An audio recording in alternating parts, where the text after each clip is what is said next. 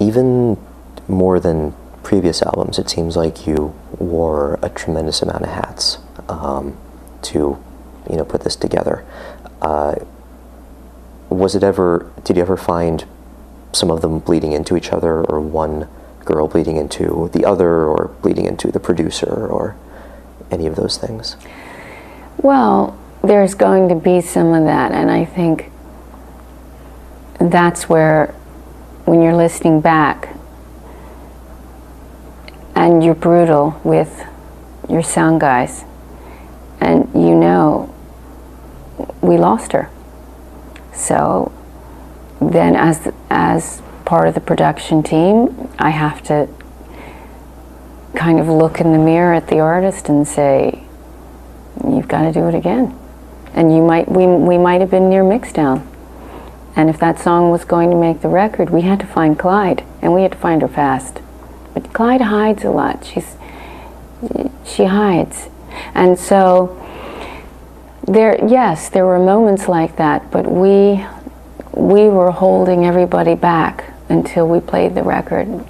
Nobody heard it till the end, really. Mm-hmm. And so we closed ranks, and I was in there with Mark and Marcel once all the band had gone. And sure, we were in there with that Pro Tools rig, and sure, we were in there listening and comparing and making sure that we did Pip justice and we did Isabel justice.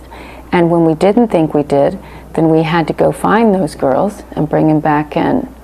And that's where the discipline comes from. That's why when people say, are you going to do all 5 girls in a show? And I'm thinking, this is not just about how many costumes can a person get on and off. It's not about a wardrobe change. It's about an internal process that gets expressed through performance art, which is mostly musical.